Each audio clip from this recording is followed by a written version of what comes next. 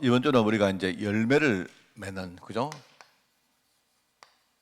씨를 뿌리고 싹이 틔우고 그 다음에 뭡니까? 줄기가 이렇게 자라나서 이제 열매를 수확하는 이 응답의 흐름을 우리가 계속 말씀을 듣고 있습니다. 그래서 베드로 이야기는 우리가 너무 잘 알고 있으니까 그냥 하나님이 이 베드로가 열매를 맺기까지 어떻게 하나님이 역사를 했는가 하는 이야기를 우리가 꼭 이렇게 함께 나누고, 이 진짜 그리스도가 복음의 처음에 제일 시작의 문을 열고요. 그 다음에 뭡니까?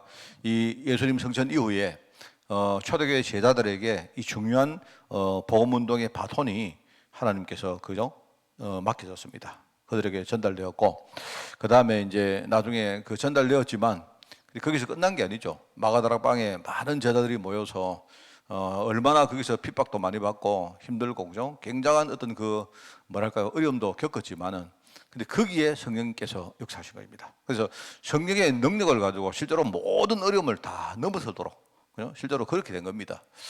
그게 이제 우리가 구약의 야곱이 여러 가지 고생도 하고 여러분도 겪고 하는 그 모든 것들이 나중에 진짜 하나님이 그 열매를 맺기 위해서 하신 밑바탕이거든요. 그래서 그거를 우리가 생각하고, 그냥 우리가 생각할 때는 요셉이 신앙이 참 좋았기 때문에 어느 날 응답받았구나, 뭐 이것도 틀린 말이 아닙니다. 근데 그거는 한 일부분입니다. 진짜 중요한 거는요, 하나님이 그 앞에 아브라함과 이삭과 야곱이, 그죠? 여러 가지 어떤 그 면에서 굉장히 많은 어떤 영적인 발판들을 만들어 왔거든요. 그게 나중에 이 영적인 유산으로, 재산으로 물려진 겁니다. 그 배경 위에서 요셉이 나중에 응답을 받죠.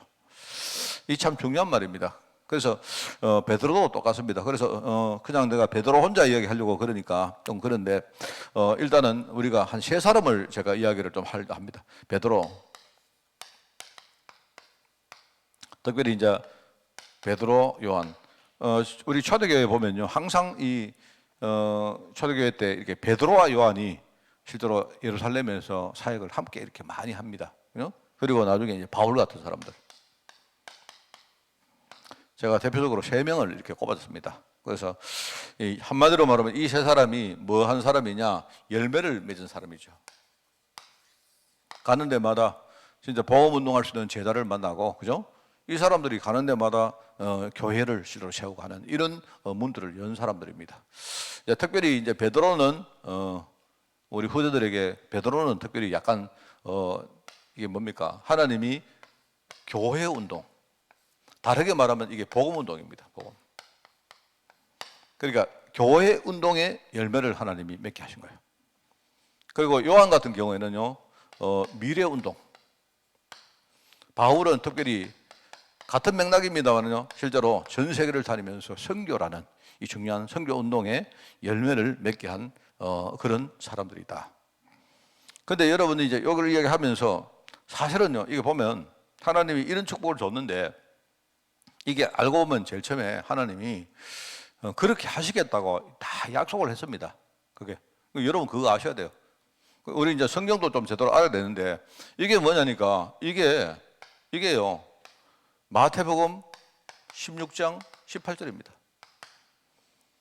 신앙 고백한 베드로에게 주님이 뭐랍니까? 너는 베드로라 하면서, 그죠? 내가 네 반석 위에 뭐를 세울 거야? 교회를 세울 것이다. 말하면 복음 운동 이야기하는 거거든요. 그러면은 업무 권세가 무너질 것이고, 네가 복음 운동하면 하나님이 네게 정말로 천국 열쇠를 줄 것이다 하는 그 이야기를 합니다. 나중에 이게 이제 이게 사실 하나님이 그렇게 하시겠다고 예수님의 입을 통해서 그렇게 말씀하신 거예요. 나중에 베드로가 이걸 알았죠. 베드로가 알아서 자기가 하나님이 내게 이런 열매를 줬구나. 근데 이 열매가 그냥 내가 잘해서 준 게 아니고 이런 많은 어떤 뭡니까? 그 응답의 흐름을 통해서 하나님이 주신 것이구나. 그거를 알고 이때는 뭡니까? 그냥 주님이 일방적으로 이렇게 축복을 하신 말씀이지만, 나중에 뭐 합니까? 나중에 베드로가 뭐라고 말합니까? 베드로가 자기가 고백하는 성경 구절이 뭡니까? 베드로전서 2장 9절이죠. 너희는, 이렇게 너희란 말은요, 그냥 자기가 편지하는 대상 보고 하는 말이지만, 근데 너희란 말은요, 상대방 이야기하는 거 아니죠? 나는, 이 말하고 똑같은 말입니다. 나는 뭡니까? 나는 택하신 족속이요. 하나님이 복음 운동하기 위해서 택하신 족속이다 이 말입니다. 왕 같은 제사장이다.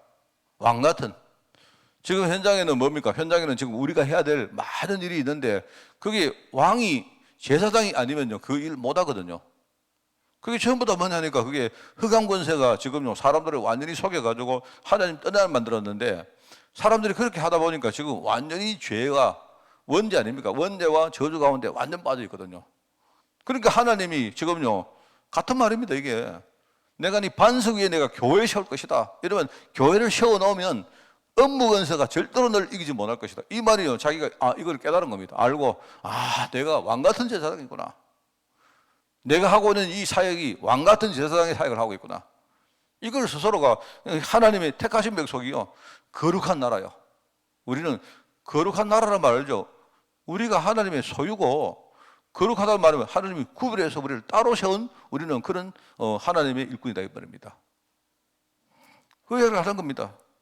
그의 소유된 백성이다 이런 말하면서 이유는 뭡니까? 이유는 너희를 어두운 데서 불러내어서 말하자면요 하나님의 아름다운 덕을 우리가 다른 사람에게 전하기 위해서 그런 것이다. 복음 운동하는 거 아닙니까 이게? 그러니까 이게 이렇게 열매를 맺었구나.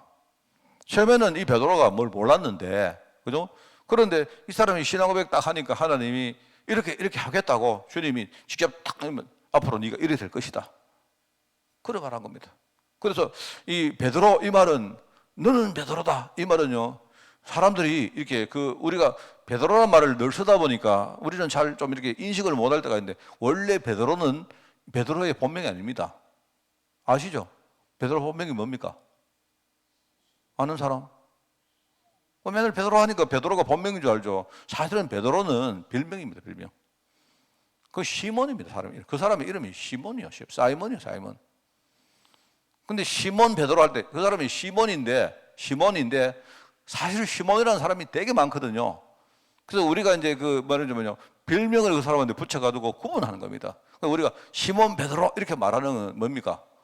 그게 이제 구별을 하기 위해 가지고요 시몬 가운데 베드로가 불리는 그 시몬이다 이 말이거든요.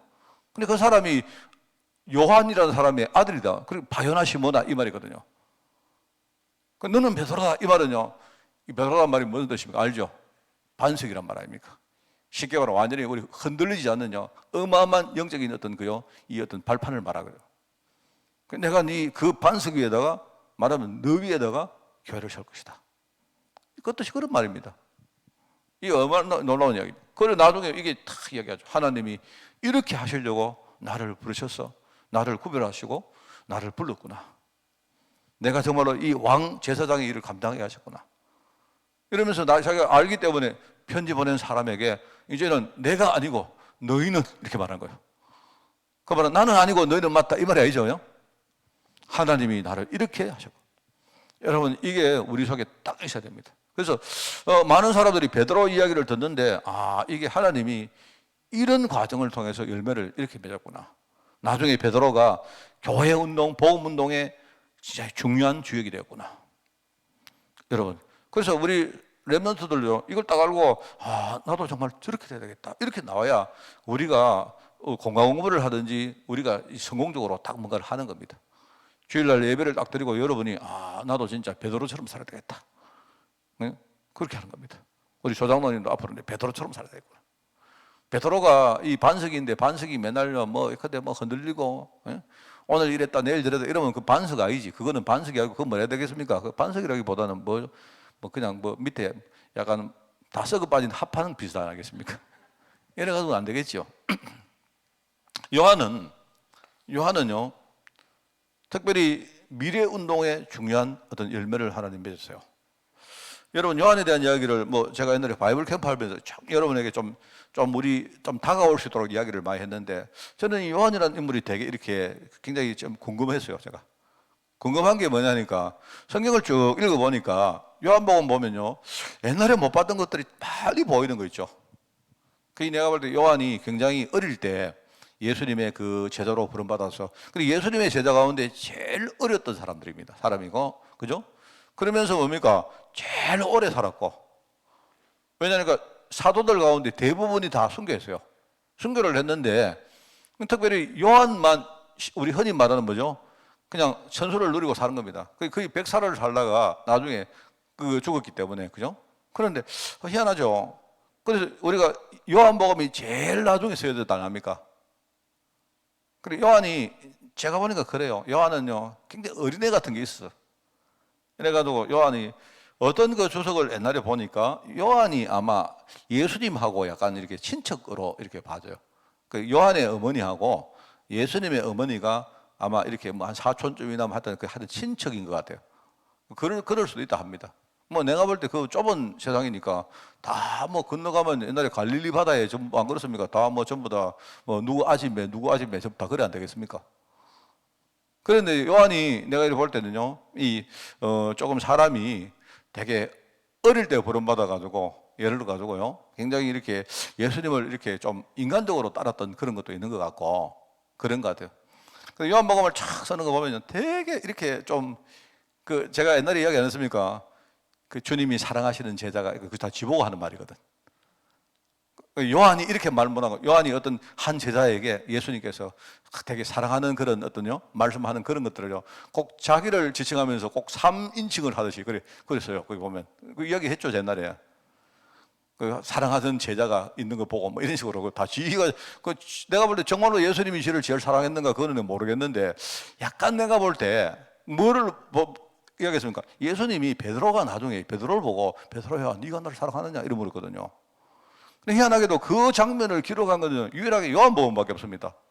요한복음밖에 없는데 아마 그거를 막 기록하면서 약간 좀 질투 같은 거, 왜 내한테 안 묻고 이래가지고 왜 내한테 물어서 막 당연히 그 예수님을 사랑하죠. 왜 나한테 사랑하느냐 안 묻고 베드로 저 이상한 저런 인간한테 네가 나를 사랑하느냐 이래 물으니까 내한테 안 묻고 그러니까 아마 요한복음을 쓰면서요 되게 이렇게 막 그게 이제 막 묻어 있습니다. 주님이 사랑하시는 제자가 하는 진짜 사랑하는 사람은 베드로가 아니고 지다 이 말이 하거든요. 굉장히 감정들이 이제 성경 안에 이렇게 녹아 있는데 되게 재미가 있어요, 제가. 그런데 이 베드로가 저 요한이 제일 오래 삽니다. 제일 오래 사는데 내가 볼 때 하나님이 나중에 뭡니까? 이게 이제 요한복음 보면 이게 나오잖아요. 요한복음 19장이죠. 19장에 보면 17절로 기억합니다만은요. 그게 이렇게 나와요. 예수님께서 십자가에서 그죠? 예수님 그 어머니인 마리아에게 그죠? 당신 아들입니다. 이렇게 말하고 요한에게도 뭐라면 네 어머니다. 이렇게 한마디해요. 그러니까 말하자면 그 겉으로 볼 때는 이제 자기 가족과 모든 미래를 전부 요한에게 이제 내가 맡기겠다 하는 그런 예수님의 마음인데 그 이제 크게 보면 그게요. 앞으로 복음 운동의 미래를 내가 너한테 맡기겠다 하는 말하고 똑같아요. 왜냐하면 그렇기 때문에 나중에 뭡니까? 요한이 말년에 도미티안 황제 때, 그죠? 그때 막 굉장한 핍박을 받으면서 밤모섬에서 나중에 유배 안 당합니까? 그리고 요한복음 계시록에 나오지 않습니까? 1절, 요한계시록 1장 1절, 2절 그 나오잖아요. 거기 보면 그 예수 그리스도의 계시다 이렇게 나오죠. 거기. 하면서 그죠? 이 말하면 반드시 속히 일어날 일들을 하나님이 말하면 그 종 요한을 통해서 요한에게 천사를 보내어서 알게 하셨다 이렇게 나오거든요.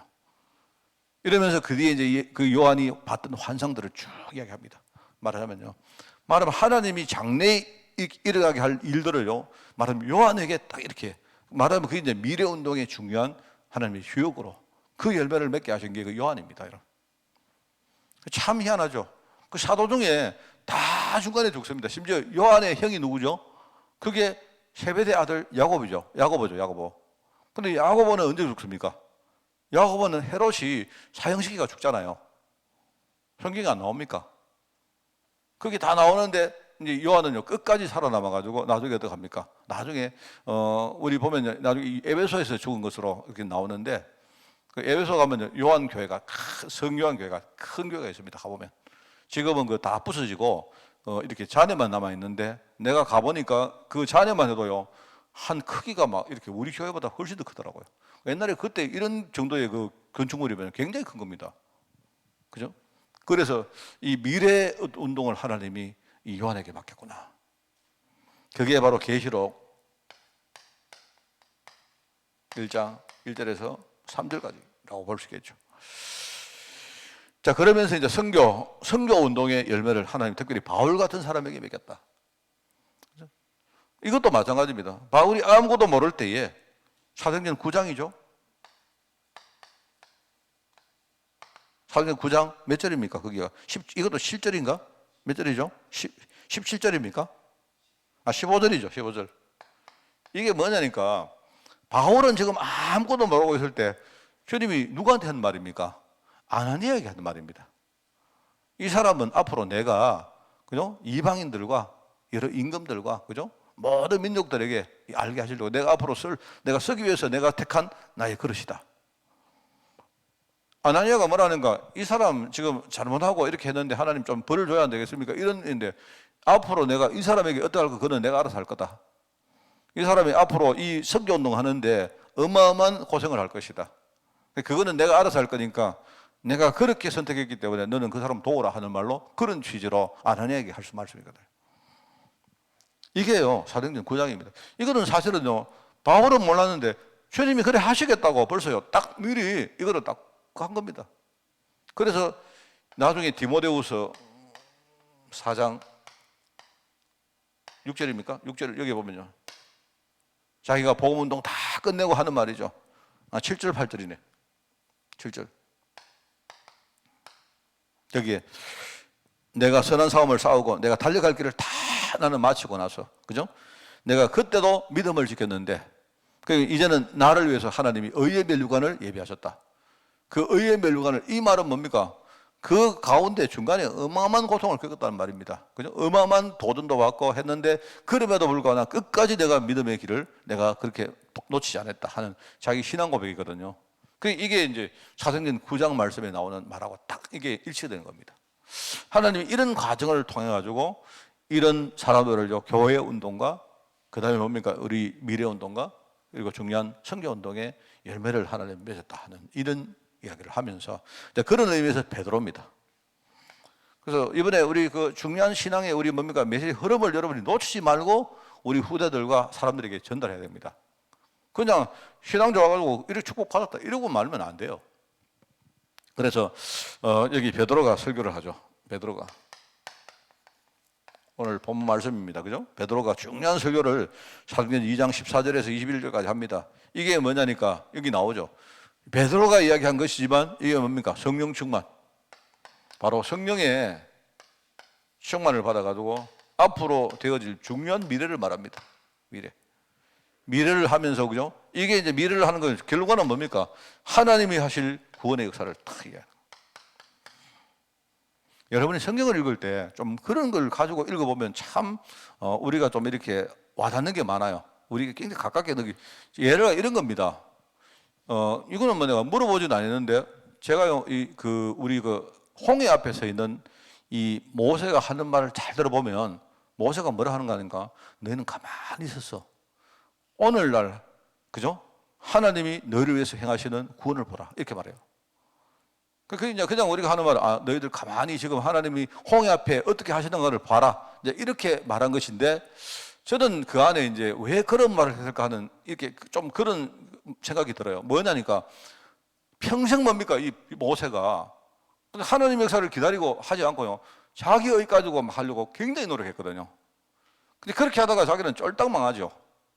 하나님이 하시는 역사를 자기가 실제로 체험을 못했기 때문에 자기가 실패한 거 아닙니까? 이제 나중에 이 사람이 완전히 이제 뭡니까 갱신하고 이제 지도자가 돼가 하는 말이거든요. 저는 생각할 때 이런 말처럼 들려. 나 옛날에 가만히 안 있고 내가 설치다가 쫄다가 망했나? 하나님이 지금 우리를 위해서 여기까지 우리를 이끌어 왔는데 왜 하나님이 마침 이렇게 홍해 앞으로 우리를 끌고 왔겠느냐? 우리가 진짜 하나님 하심을 우리가 제대로 못 본다면 우리는 앞으로 광야를 걸어가도 그 믿음이 없이는 우리는 질 거 아니냐? 우리는 실제로 승리하지 못할 거 아니냐? 내가 그 정인 아니냐? 그래서 오늘 너희가 가만히 있어서 하나님이 지금 뭐 죽든지 살든지 오늘 하나님이 하시는 걸 한번 보자. 일종의 그런 자기의 어떤 신앙 고백 같은 그런 이야기 같아요, 저는. 물론 안 물어봤습니다만은요. 저는 읽어보면, 이게 자기가 그랬구나. 자기가 그랬다는 그게 깔려있구나. 자기. 그런, 성경에 보면 그런 게 참 많습니다. 성경에 여러분 제가 말씀을 읽을 때 여러분 자꾸 여백을 보라. 그 다음에 뒤 숨은 거를 보라 하면요. 이 사람이. 여러분 우리도 그럴 때가 참 많잖아요. 그래서 베드로가 지금 성령 충만 이야기 하면서 그죠? 이 미래에 대한 중요한 이야기하고 그러면서 뭡니까? 하나님이 하시는 이 구원에 대한 이야기를 하나님이 하십니다. 그러면서 나중에 성전 미문 앞에서 중요한 전도를 하죠. 이것도 절묘합니다. 왜 미문 앞일까요? 왜 안전뱅일까요? 내가 볼 때 하나님은 지금요, 예루살렘 전역에 복음을 전가하는데 가장 좋은 방법 중에 하나가 뭐냐? 성전 미문에 앉은 안전뱅이 일으키는 거예요. 안전뱅이가 일어나면 아마 분명히 뭐 여러 가지 말들이 많이 거기에요, 회자될 것입니다. 내가 볼 때 오히려 베드로가 직접 전도할 필요 없습니다. 베드로가 안전뱅이 하나 일으키놨는데 자기들끼리 이게 맞다 틀린다 왜 이러냐 뭐 이렇게 막 싸우고, 한쪽에서는 말입니다 믿고, 한쪽에서는 막 이게 뭡니까 막 대적하고 막 이런 일들이 막 베드로가 뭡니까 예루살렘 전역에 막 일어나게 되겠어요. 내가 볼 때는 베드로가요 거기에 일종의 자기도 모르지만요 방아쇠 하나 딱 당기고 불과해요. 하나님은 하시는 일이 이런 겁니다. 성전 미문 앞에 안전뱅이가 일어났는데 그게 중요한 게 아니고 이 사건 때문에요 예루살렘 전역에 막 찬성과 반대가 지금 난리가 나가지고 막 핍박을 하고 또 제자는 막 일어나고 막 이렇게 되는 겁니다. 이게 그게 하나님 하시는 일이에요. 그래서 나면서 안전뱅이 된 사람, 이게 중요한 말이죠. 복음이라는 이 복음의 중요한 어떤 밑에 있는 게 뭡니까? 우리 불신자 여자 상태. 이거는요 복음 아니면 절대로 해결 못하는 그 집합체가 이 안전뱅이 아닙니까?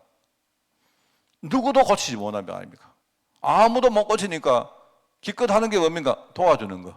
기껏 하는 게 뭡니까? 이 사람을 우리가 안쓰럽게 여겨주는 거. 그게 답니다. 그런데 예수 그리스도 이름으로 하나님의 절대계획 가지고 일어난 거, 이 사람은. 이 사람이 일어났다. 그 중에 하나님이요 예루살렘을 살리기 위해서 이 사람을 일으킨 거예요. 가나안 땅으로 보내기 위해서 홍해를 가르친 거예요. 똑같은 겁니다, 여러분. 홍해가 갈라졌다. 이게 중요한 게 아니고 예루살렘 전역의 복음운동 이렇게 해야 되니까 하나님이 이렇게 하신 겁니다. 그래서 여기에 안전뱅이 참. 그래서 저는 정말 중요한 게 우리 전도하는데 진짜 중요한 게요. 우리 영안을 열어야 돼요. 영안을 열어가지고 이 복음이 왜 필요한지 여기에 대해서 완전 답을 내버려야 됩니다. 내가 전도한다 안 한다 그거는 그 다음이야. 그거는 하나님이 하시는 거고 내가 완전히 복음 아니면 안 된다. 나는 정말로 이 복음 하나에 내 생명 걸 만한 가치가 있다는 게 발견돼 버려야 돼요. 그래 버려야 이제 그 다음에 하나님이 하시는 역사가 진행되는 겁니다. 이거는요 안전병이 일어나죠. 근데 이 질병은 이거는요 근본 문제거든. 아무도 이거는 못 고칩니다. 오직 뭡니까? 오직 복음.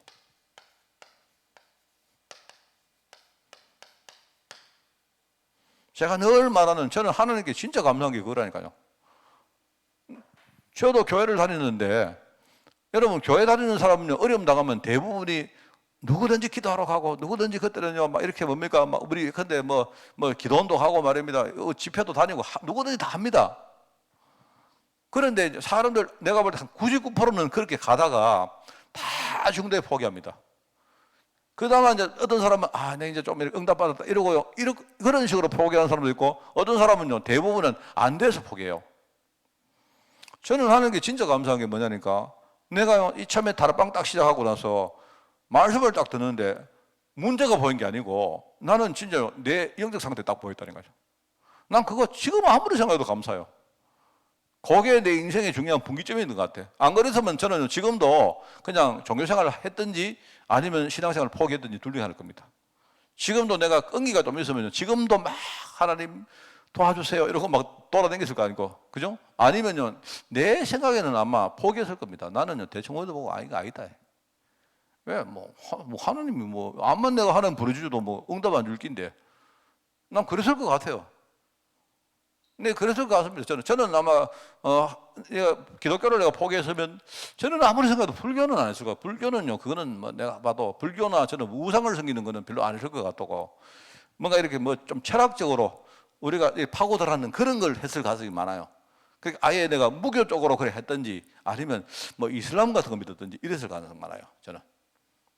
저는 그랬을 가능성이 참 많습니다. 그런데 어떻게 제가 그때에 왜 내가 문제가 안 보이고 딱 이 영적 상태가 딱 보이던가. 이거 딱 보고 나니까 저 사실 오죽 복음하고 거리는 먼 사람인데 하여튼 그때만은요 오직 오가면 이거 아니고는 안 되겠다 싶더라고요. 난 이게 내 인생을 바꾼 것 같아요. 그게 미문 앞에 있던 전도입니다. 나중에 베드로가 뭐 합니까? 아까 나오죠. 중요한 어떤 정인으로 서죠. 그래서 여러분이 왕 같은 사역, 그죠? 왕 같은 성도, 왕 같은 축복. 똑같은 말이거든요. 우리가 늘 말합니다. 오력 이야기, 오력. 사람들은 오력 이야기 하는데, 자, 오력, 여러분 5가지 힘 주세요. 하는데, 그 전에 중요한 게 있어요. 5가지 힘이 왜 필요합니까? 왜 필요하죠? 돈도 있어야 되고, 건강 있어야 되고. 여러분, 아프니까 건강이 필요합니까? 내가 가난하니까 돈이 필요합니까? 내가 외로우니까 사람이 필요합니까? 내가 약간데 괜히 무지하니까 여러분 지혜가 필요해요? 여러분 그렇게 이해하지 마시고 우리 5가지 힘이라는 말은 오력이라 말하죠. 근데 우선은 어떻게 깨달아야 되느냐? 내가 전도하는 현장을 보니까 이 5가지 힘이 없이는 절대로 안 된다. 여기 답부터 나와야 돼요. 그게 제일 먼저입니다. 내가 볼 때. 그래서 오력하기 전에는요. 이 오력이 필요한 이유를 먼저 알아야 돼요. 그러면 이게 5가지 힘이구나. 그러면 여기서 뭐가 나옵니까? 이게 하나님이 나를 위해서 구별해서 준비하신 축복이구나 하는 걸 여러분이 알아야 돼요. 내가 복음서로 자꾸 들어가면요. 이 5가지 축복이 어떤 형태든 일어납니다. 그렇습니다. 여러분 몸이 아픈 사람이 건강해지면 축복이죠. 그거 축복입니다. 근데 축복인데 몸이 아파도 그죠? 내가 진짜 중요한 거 깨닫고 내가 그 몸 아픈 질병이 올라가 버리면 그것도 진짜 축복입니다. 그것도요, 진짜 그거야말로요, 내 건강의 축복이 회복된 거예요. 여러분 알아야 됩니다. 그게 하나님이 우리 전도자를 위해서 준비하신 진짜 구별된 축복이 맞구나. 이거 딱 생각하고, 그러면 어떻게 해야 됩니까? 내가 살아있을 동안 내 자신도 분명히 필요하지만 우리 후대들에게 여기에 눈을 완전히 열어야 됩니다. 이게 우리가 앞에 해야 될 중요한 5가지 사명입니다, 이게.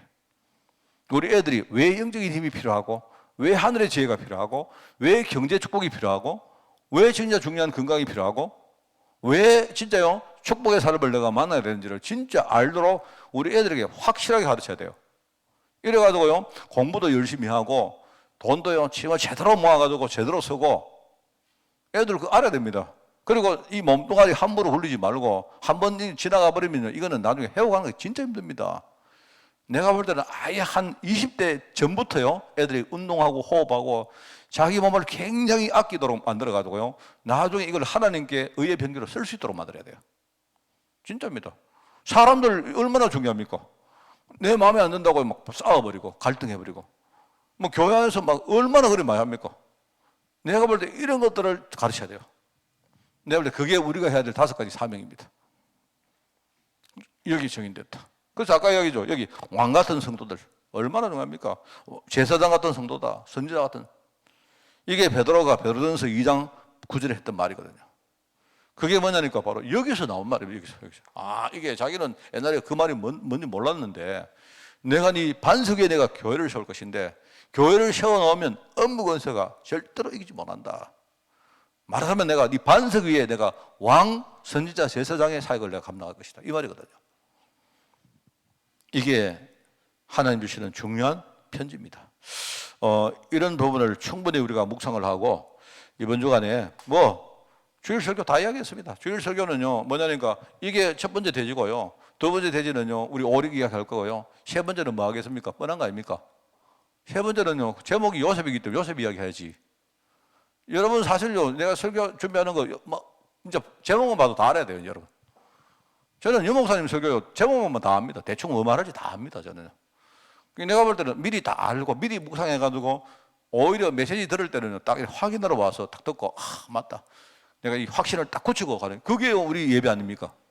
우리 교회는 정말 그렇게 지향합니다. 여러분 딱 그렇게 하고 여러분이 왜 오력이 필요한지 하나님이 나에게 어떻게 하려고 이걸 딱 아시고요 이번 주간에 진짜 준비되어서 예배드리고 또 여러분이 많은 사람들을 가르치는 그런 주일날 되기를 바랍니다. 하나님 감사합니다. 오늘 주께서 성령으로 역사해 주시고 특별히 베드로를 통해서 또 요한과 바울을 통해서 맺은 그 열매를 확인케 하시니 너무 감사드립니다. 하나님께서 우리를 위해서 정말 씨를 뿌렸고 또 삭을 맺었고 또 나아가 줄기를 키워오면서 이제 하나님 우리에게 전도, 선교, 제자, 후대의 중요한 사명과 함께 열매를 주시니 너무나 감사드립니다. 여기에 흔들리지 말고 쓰임받도록 모든 죄종들을 축복하시고 특별히 이번 주일날을 축복하여 주옵소서. 감사드리며 예수님의 이름으로 기도드리옵나이다. 아멘.